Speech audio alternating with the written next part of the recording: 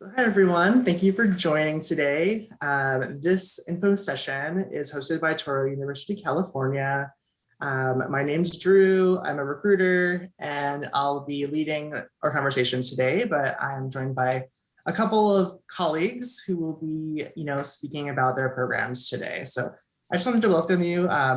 Before we start, I think I recognize names here, but I want to see, what's your name, where are you located, and what program are you interested in learning about today? Let's start with Michelle.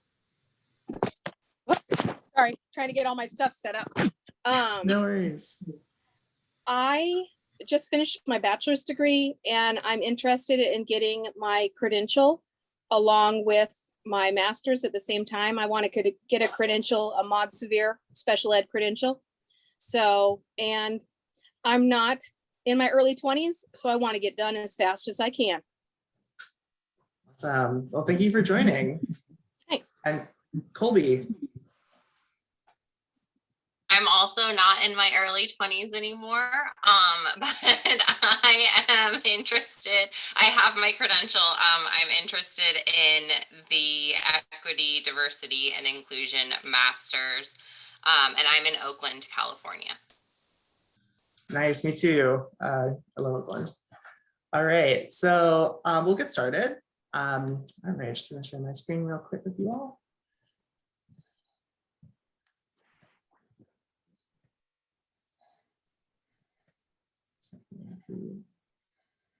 All right, so as I mentioned, as you know, this is Touro University, California, Graduate School of Education. And today, our presentation, our info session is about becoming a change leader. So you're here because you want to impact your community. You have that ambition. Touro University, California is here to help you get to where you want to get to. So today we're going to be discussing 3 programs. We have many others that we provide, but today we'll be talking about our Masters in Equity, Diversity, and Inclusive Education, our Masters in Innovative Learning, and our doctorate in leading innovative, diverse organizations. So we'll talk about how a student might be able to pair a credential with one of these programs. So if you are looking to get your special education credential, you can take a master's degree with us on top of that. So these 2 master's degrees are eligible for that if you are interested. There are others on the call today. I'm going to have Dr. Onanuchu introduce himself. Hello, how are we doing? Colby, Michelle, it is wonderful to have you both here with us. I am the chair of the Equity, Diversity, and Inclusive Education program. And so I look forward to selling you both on my program and hopefully have you all apply here and get accepted and get on board with the program. But it's just wonderful to see you and just to see your interest in Touro University in general. Dr. Redmond is not quite yet here, so hopefully she will be joining us today. But we had a surprise guest, Dr. Santiago. Would you like to introduce yourself?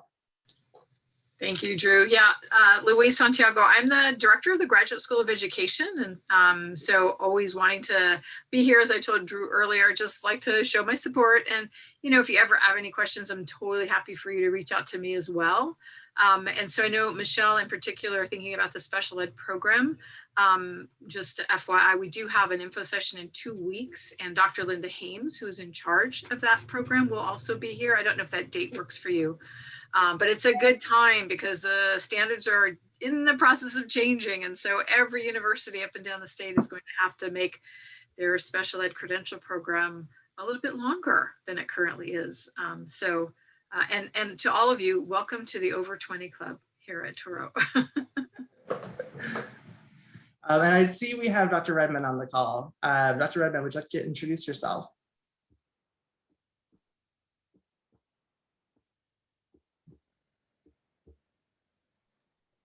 Unmute you. Dr. Redmond, you're muted right now. I just got that note. Hi, I'm Pamela Redmond. I'm the new chair of Innovation and Learning and Leadership, former chair of Graduate Studies, and I'm thrilled to be here to meet you all. Thank you for taking some time out to join us. All right, awesome. So a little introduction to Touro University, California. Really, why are you choosing to attend our school? You may know we're located in Vallejo on Mare Island, and we really serve our local community and California, Northern California. We have some really fantastic high quality programs led by practitioners who are very experienced in their fields. And I think our alumni come away and saying that, our faculty are really the highlight of the program. They really have enjoyed working with us. We provide credit for past graduate work. We recognize that if you have a teacher's credential for many of our programs, we will be able to transfer in some credit for you. So you might not have to do a full course load if you have a teacher credential. We provide high flex or online delivery for our courses, and we know it's not always super easy to get out to Vallejo to attend classes in person. So we know you're really busy, you're working, and so we provide synchronous online delivery for many of our programs, or the ability to choose if you'd like to be in person or online. Our courses are scheduled at hours that make sense for teachers. So they're not going to be in the middle of the day or the morning. They are scheduled in the evenings, often during the week. And so it makes sense for people who are working full time to be able to take advantage of our courses.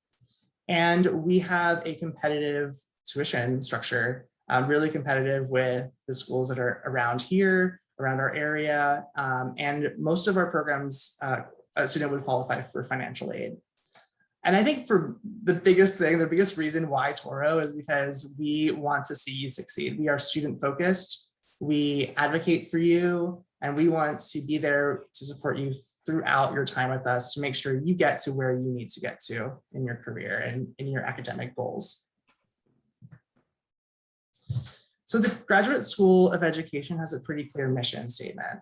We promote social justice by serving our community and the larger society, and we want to prepare our educators to meet the needs of a constantly changing and diverse student population.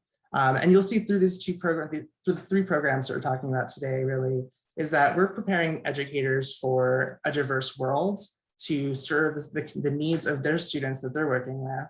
And also moving into the 21st century, making sure that our educators are prepared for the environments that they're going to be coming into. We have several reasons why we're different. We are founded on Judaic values, and we are founded under the auspices of Judaism. We are grounded in practice. We, as I mentioned, are focused on practitioners and that being their source of experience and also scholarship there. We have tons of community partnerships and we highly value those. And so we are in the community with you all. And we're innovative, and we're engaged. We want to prepare flexible, engaged educators. Our alumni are really our greatest selling point. So as I mentioned, if you talk to somebody who's done a Touro University, California program, they're gonna sell it better than anybody on this call today. And so here's a great quote from one of our alumni who did a credential with a master's degree. I mentioned we have a range of programs here, and so today we're just talking about a few of them. But we also offer coursework in educational leadership, applied behavior analysis, as well as a range of credential programs that you may know about or you may be interested in, as well as the equity, diversity, and inclusive education and innovative learning programs that we're talking about on today's call. We're WASP accredited, and we are accredited by the Commission of Teacher Credentialing here in California. All right, so that's enough for me for now. I'm going to toss this off to Dr. Omanuju to talk a little bit more about our EDIE program. Thank you, Drew. So I'm so excited to let you all know about our EDIE program. Michelle, this is definitely for you a little bit further in the future as we get you started on your credential. And Colby, we're hoping that you apply to get in for this fall. But our EDIE program, we're taking a holistic approach about the program and really trying to figure out the best way of serving students in a diverse society. We're not only focused on the needs of the organization, but we're focused on the needs of the community, the needs of the student, the needs of the classroom, as it relates to facing these various challenges that a diverse community and diverse students face. And then we want to learn to employ transformative instructional practices. I will say that one of the ways in which the EDIE program is evolving is that is no longer just school-based. We are looking at all ways that we engage our youth, right? Whether it be after-school programs, community-based organizing, right? Is how do we insert EDIE into all of these things? And as I always like to say, how do we make EDIE a part of our DNA so that it's something that we live and breathe and not just something that we do? Next slide, please. Thank you. So the program is 30 units, which takes approximately 5 semesters. If you have any previous credential or graduate work, then you could transfer up to 12 units in, which will reduce the degree to 18 units. We're only doing a fall and spring admissions. This is kind of strategic so that we can make sure that we're maximizing our cohort sizes. And then, as Drew said earlier, we are actually moving to an online program essentially. So that's very beneficial for folks who don't live in or around Vallejo to be able to participate and get their master's degree without having to travel to Vallejo once a week. I will say this: we have our core courses that we've done over the previous years, but I'm also very excited about some of the new courses that we are doing. For example, we're turning our Diversity Now series that we did last year, we're actually turning that speaker series into an actual course. Super excited about that because we're bringing a diversity of perspectives and voices in to talk about different issues around the entire spectrum of EDIE, and then having real substantive discussions about that. Super excited about the partnership that we're developing with our public health department, where we're going to be able to offer the opportunity for students to take a select few courses if they want to in the public health. Again, to be able to provide that holistic view of what EDIE is and not simply an educational view of that. And then I'm really excited about a course that Pam originally began creating before she graciously handed the program to me, which is our community engagement course, right? Like, how do we go about the work of authentically engaging with our community beyond the borders of the school so that it is a co-constructive environment? School is no longer being exclusively ran by adults and experts, but is being co-ran by the community as well as the school experts. So a lot of exciting things that is happening in the EDIE program, and we would love for both of you to be a part of it here soon.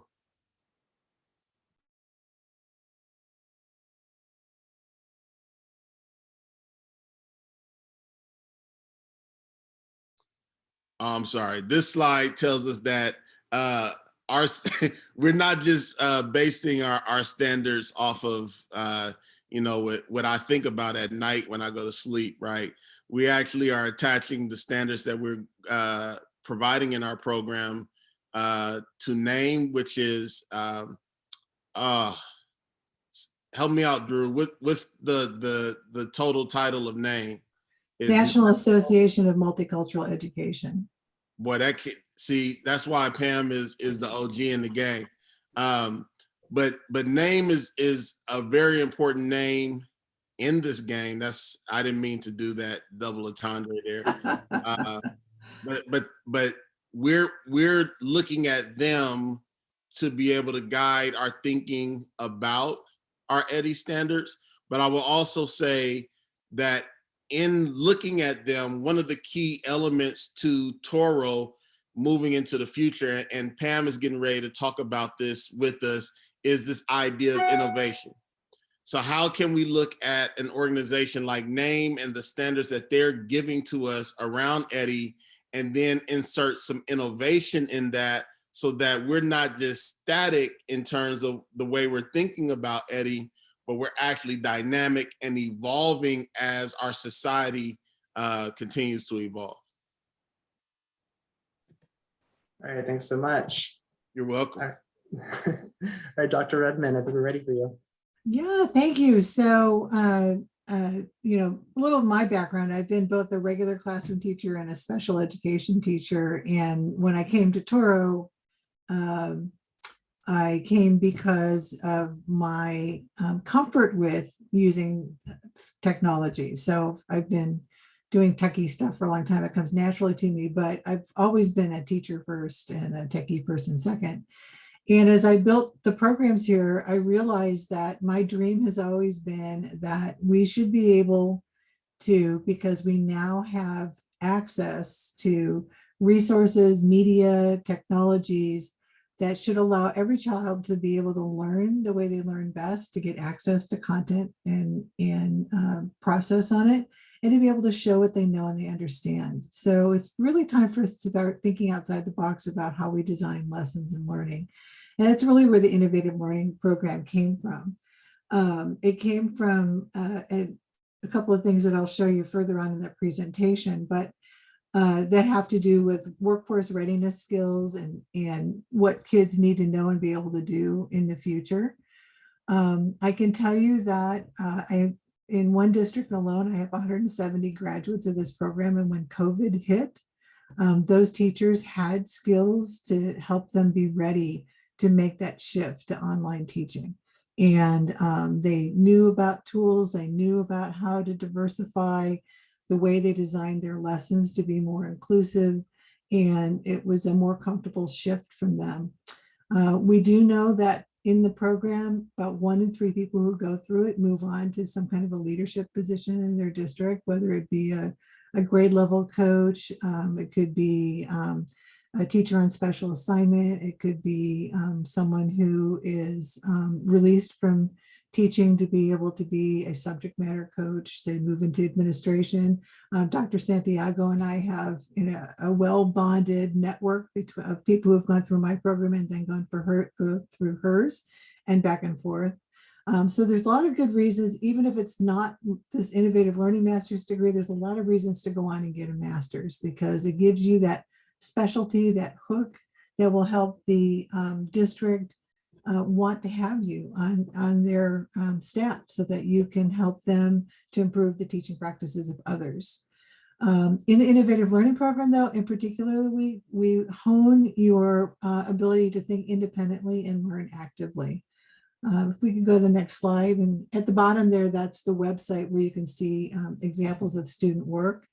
So 2 things, as Ijeoma was just talking about, we really want you to reimagine what learning looks like in your classroom. And having taught in inner city schools in Chicago, I brought the theories and principles from the EDIE program into this Innovative Learning Program, so that every time we're thinking about how we can rethink what learning looks like, we're also thinking about how can we be more inclusive? How can I create a lesson that has multiple entry and exit points that allow every student in the classroom at the same time to be thinking and processing on the subject matter content.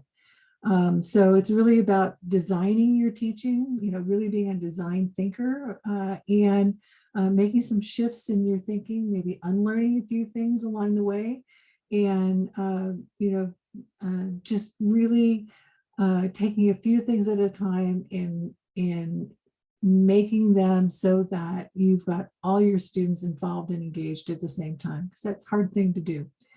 If we can go to the next slide. So a couple of influencing things that we look at throughout the course of the program. We know that surveys of what the workforce demands in the future is people who can think for themselves, they're problem solving oriented, they're able to communicate well, they're able to work in teams, they're able to be leaders as well as followers, they have strong character and values. So those are all things that we want to imbue in our teaching practices along the way. So it's a lens we look at. So once you design a lesson, you can step back and say to yourself, okay, so how am I helping my kids to be better collaborators in this lesson? How am I helping my students to learn how to communicate better in this lesson? It's just another lens to look at your teaching practice through. The entire program is inquiry-based. We actually built it on project-based learning principles. So all along the way, you start with a driving question, you figure out what your need to knows are, you conduct research and collect data and analyze that and use that to inform your next steps along the way as you're constantly thinking and designing lessons. And from the special ed background, that inclusiveness and that multiple lenses for how you design lessons is really based on universal design for learning practices, which are giving multiple representations for how students access the information, multiple ways for them to show what they know and they understand, and then multiple ways for you to assess what they learned. Next slide, please. So again, just like the EDIE program, it's 30 units, but the credential completion option allows you to transfer in up to 12 units from your credential program if you have one. If you don't, you may have some other prior graduate work we could transfer in. The 18-unit program is 3 semesters. If you decide to do the 30-unit program, we will pull classes in from other programs, perhaps EDIE, perhaps from the credential programs to help fill in your remaining 12 units. We are a completely online program. We flip the instruction so that you get the information and the tasks that you need to do in advance. And then we spend 2 hours every week online, face-to-face, talking and sharing ideas and kind of wrestling with the big topics of the week. Our admissions process is more fluid than EDIE. We are taking in students each of 3 semesters, fall, spring, and summer. And if you're thinking about joining and you haven't already applied, you can contact me and see what the possibilities are of getting into a cohort. Next slide. Oh, so it's 1 year to complete, 3 start dates per year, and you're meeting 1 class per week for 2 hours online, face-to-face. Next slide. And real strength of the program is that it's a cohort model. So this is usually the cohorts aren't this big. This is actually a group of my former students who together with me this summer, before school started, we ran a 3-day workshop to help teachers get ready to go back to school and in a teaching online environment. So these are all former students who were presenters for me. But this is kind of what class looks like, only usually it's about 9 to 10 people instead of this many. There we go. And our standards that we found our instruction on are those from the International Society for Technology and Education. And we look at both the standards for educators and the standards for students. We're using both lenses all the time as we're looking at our work. And another big difference between the Innovative Learning Program and the EDIE program is that EDIE is a Master of Arts program. So it's a more theoretical degree that is requiring you to write a thesis as a culminating activity. The Innovative Learning degree is a practitioner-focused degree. So in the end, you're creating a capstone. So you're pulling together a portfolio of artifacts that you create along your journey, and then you pick and choose from that portfolio in the end to add things to your capstone, and you create actually a website in the end that we support you to do. And that becomes a place where other people can learn about your work and the research that you did and the findings that you had, as well as a source for you to help teach and instruct others about what you found. So you're literally becoming a master teacher in the end, supporting others. Next slide. And because we've had so many people go into leadership as a result of going through both Dr. Santiago's Administrative Services Credential Educational Leadership Program and the Innovative Learning Program, she and I have been brainstorming for years about the next level for people to take. And we've partnered with our Nevada campus to create a doctoral program. We just took in our first cohort, and we will be recruiting a cohort for the doctorate to start in next summer. Probably we'll start doing that recruiting in spring. It is called Leading Innovative Diverse Organizations. So we're really combining the EDIE program and the Innovative Learning Program together and thinking about how do you lead others to be able to take on the principles of both of those programs. So if we go to the next slide. So we really focused on the diversity, equity, and inclusion issues, social disruption and how that affects the works of an organization, the policies, the practices, the day-to-day work, serving the community as well as serving those who work for you. We're going to look at innovation and technology disruption and how that affects the practices within an organization. And then we're really going to look at change theory and how do you lead and support an organization to move through a change process. What do you have to do to re-envision policy and practices? So we spend a lot of time reimagining in the Innovative Learning Program and in EDIE, and in the LEADO program, we're going to re-envision the entire system to be more just and equitable and to serve the world and serve the community in positive ways. The little Jewish star in the middle is there because that's the sweet spot where we want to find. We can go to the next slide, please. So that program is 3 years to complete. It's 60 units, has only one start date per year, and that's in the summer. There are 2 week-long immersion opportunities where we will either come to campus or we'll be virtual. We're not sure what the world will be like, but they're week-long intensives where we help people to get through the thesis writing of a doctoral program. And so if we go to the next slide, that cohort model is essential in a doctoral program because you all lift each other up, you go through the program together, you support each other to get the work done, to wrestle with questions, read each other's papers, give feedback. Next slide, please. And that's all essential to getting that big paper done, because a doctorate is really about writing and doing research and writing up what you found and contributing to the field of education through your work and through what you write.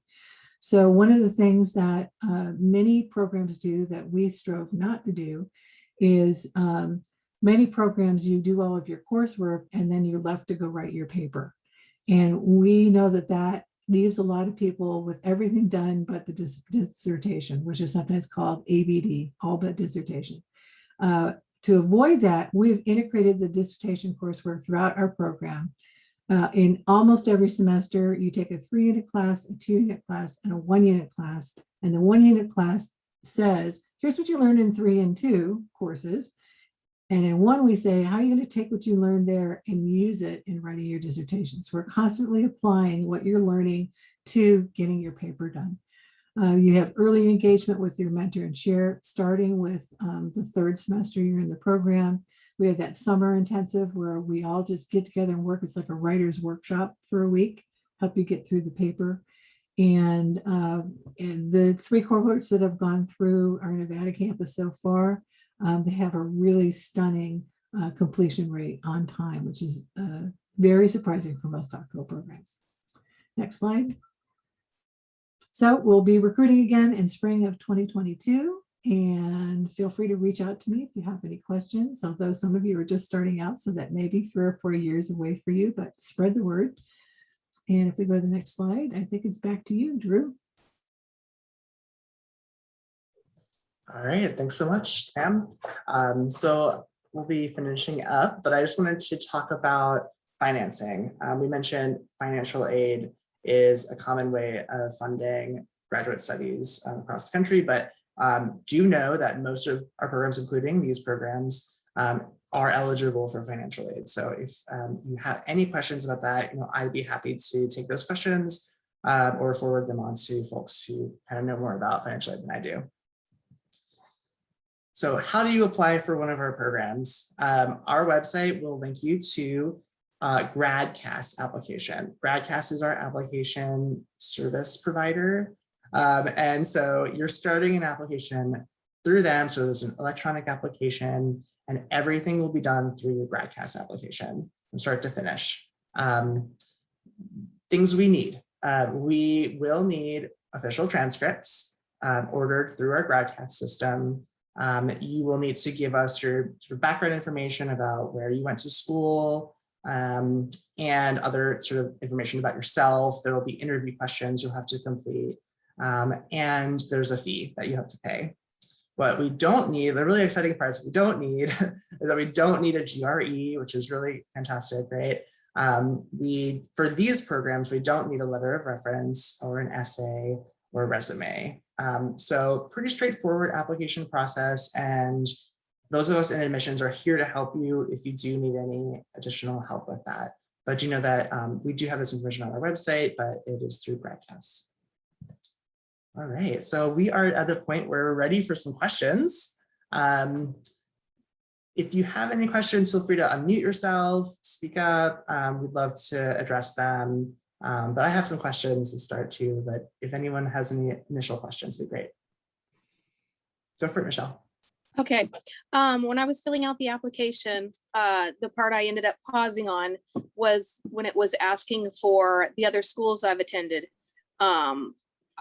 Sonoma State took my other schools and combined them for my bachelor's degree, but I'm assuming you still need those other schools, their transcripts sent to you?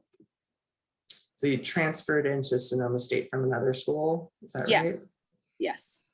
And I had units from Napa College and I had units from Butte College. And so they took those units and used them along with the units that I earned there at Sonoma State. Yeah, so that is a practice that varies from university to university. So that's a great question. So theoretically, we really should only need your undergraduate because Sonoma State is the one who conferred your bachelor's degree. That's really what we need. There is an occasion where, depending on how the Sonoma State University transcript looks, that our registrar might step in and say, yeah, you know what? We're going to need you to order the other ones as well. So okay. I would say just start by ordering the Sonoma State for the undergraduate, and then wait until they ask you if you need to do those other ones. I think that's probably a safe way to start. Okay, and then was there a code I needed to enter for the Touro University for, like, when it asks the school code for the transcript to be sent to? So all of the transcripts should be sent to GradCast. Okay. So in your GradCast application, you'll see a button that says order. So click that. And then when you go to one of the electronic services that basically will issue the transcript for you, you're not going to choose Touro University, California from the dropdown. You're going to choose GradCast, as that's okay. They will be receiving the transcripts and verifying okay. that for us. Okay. Thanks. You're welcome. And then can I ask one more question? Please. For earning my credential, so am I assuming that it would start out, I can earn both at the same time, the master's and the credential at the same time from you, or does it work where you're earning the credential first and then follows through with the master's? So I don't know if each gentleman wants to chime in on this, but so theoretically, you could do both. It just depends. When you're doing your credential preparation coursework, there's a certain body of work that you really need to get through so that you can get to student teaching. Like that's like the gold standard. You want to get there first, but you also have to pass your, you may have to pass additional CSETs, whether you're, you may have to do RECA, like there's all these different tests, right, that go along. And so sometimes people then have to, by virtue of timing, lose a little bit of momentum. And so they'll shift to do master's work. So we try to like dovetail it where possible. But I mean, really, in terms of, especially right now with the standards changing for special ed, I think you probably want to like get it done before everything's changed too much more. That, you know, we might want you to just accelerate. Let's just focus on this and then, you know, spill over into the rest of the EDIE courses. But some of your special ed courses are going to naturally transfer into EDIE because some of them are connected to the EDIE graduation requirements. So I don't know, Jim, if you want to add anything to that. Okay. Yeah, I was just going to say, technically you are starting them both at the same time. Because we are going to transfer in 12 units of your credential work into the master's program. But that first year, you want to be solely focused on the credential. And then come the second year, we can then begin to get you in more master courses. But to take, like, to in the purest sense, to take both of them simultaneously would be very difficult. But like I said, 12 of those units that you're going to be taking with your credential program are going to be applied to the master. So it's like technically you are doing them simultaneously. Okay. And then the school district, I already work for a school district. I work in Mod Severe. And that's where I want to go. I know what I'm getting into. I love it. But my administration wants me to be an intern. Do you guys have anything that works with that? Because I know that's a big push is there's already, as soon as there's an opening, they already asked me about a job in Calistoga, and I wasn't quite ready to make a commute and not have my credential yet. And, you know, and go to school. So, but the intern is what they want me to do. Right. And that's the reality in California. It's very common. I think I would say 90% of the people getting their credentials today are immediately in an intern program as soon as they're eligible. So yes, we are authorized by the CTC to offer the intern option. So we can place you as an intern, provide the supervision and support you need and all that. There are prerequisites though, right, to being the intern. So, you know, when people look at student teaching versus intern, when you get onto an intern credential, the clock basically starts running on all of your tests. That's the point what I was referring to earlier, where people kind of have to slow down their credential work for a minute if they haven't passed all their tests, because then they're actually not eligible to renew their contract at their district. Yeah. Now job security is on the line and all those things. And so I'm already working on this, the CBEST and the CSET and the, I got my books, been studying them. I'm hoping to do that right now. Yeah. And so when you talk to Dr. Hames, she'll be able to step you through all of that very closely. And she's a hugely published author in the special ed and the ABA world. And this is just her passion. And so she'll be able to really go deep with you and answer very specific questions. But yes, we will absolutely place you as an intern. You know, if you meet that criteria, we're authorized to do that and we can provide all the support. Thank you.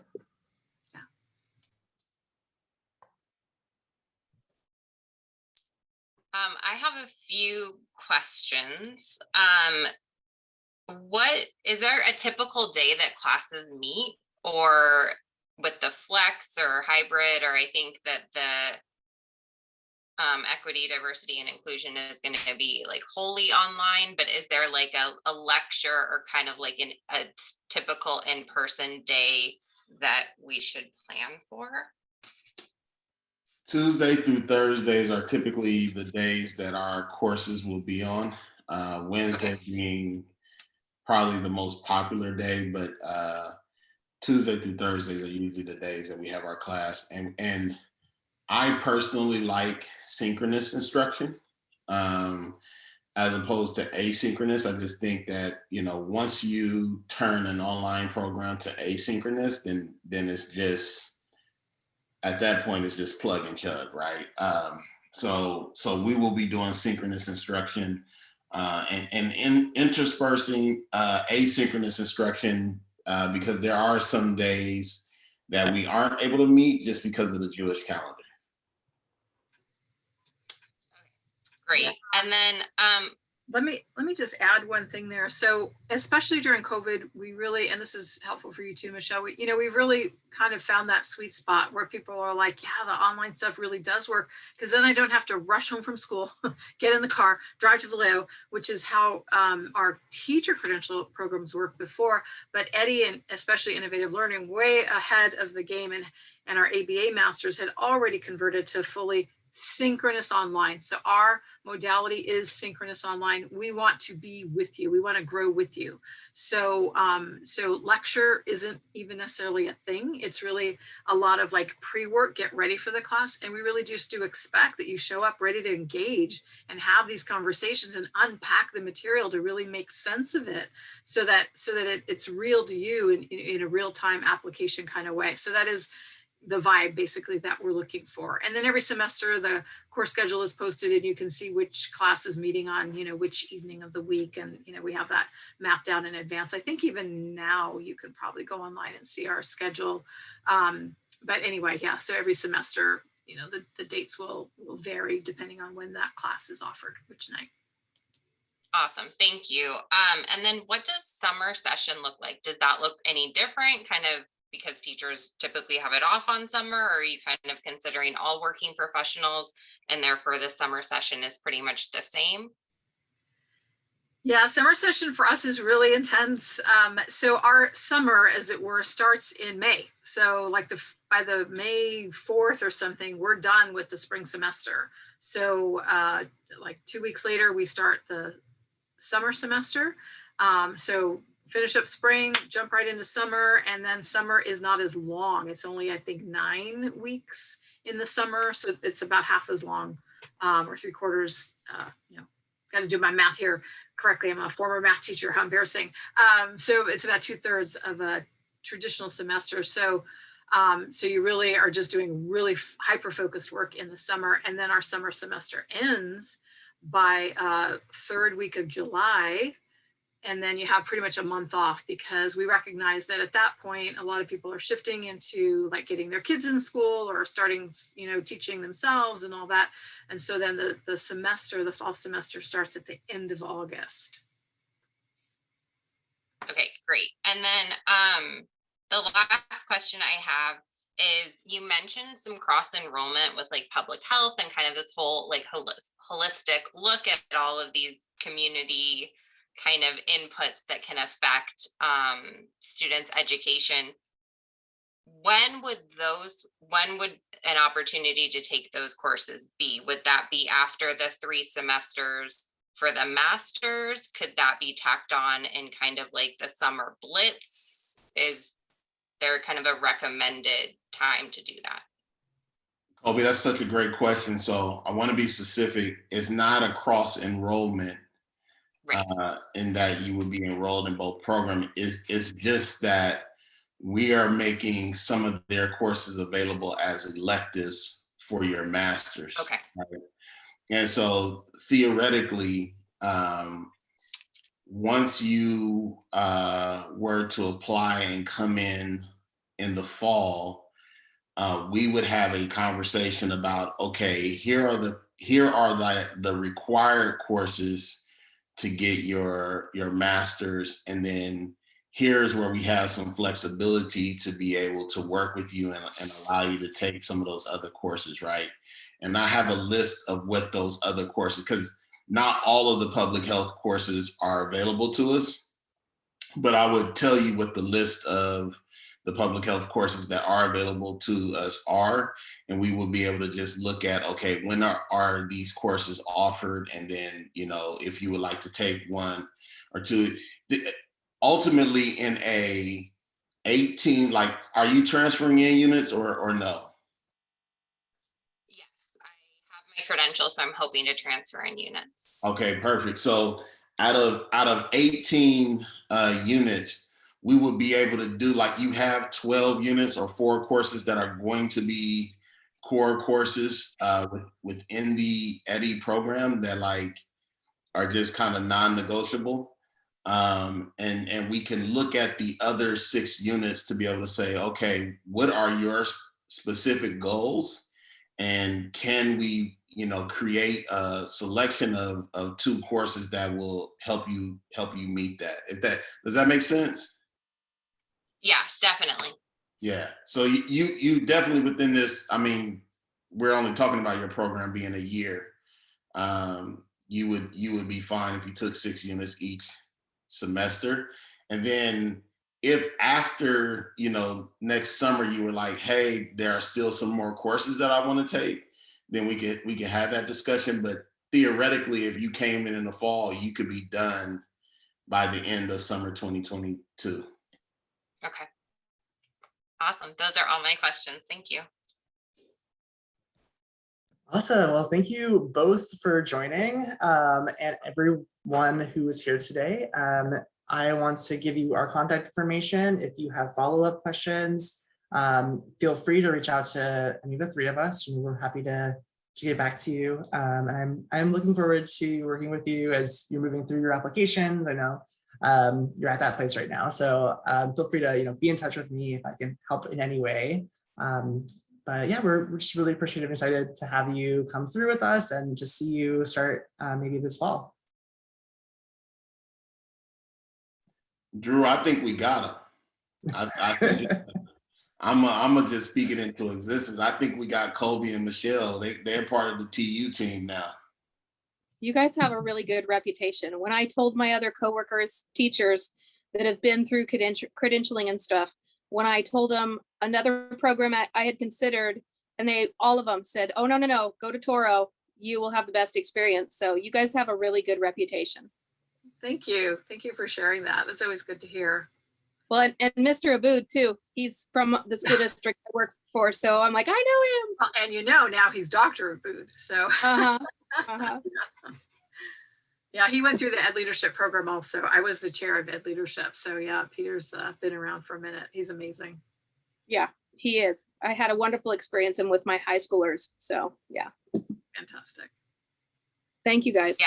Yeah, thank you so much. I'm super excited. I'll continue working with Drew on getting all of the technical pieces sorted, and then hopefully in the fall we'll be able to look at course electives and all of those fun things. So super excited. All right. Well, have a wonderful evening, and thank you again. We'll speak soon. Bye. Thank you. Bye-bye. Hey, Drew, I'm gonna send you an email right now of a gentleman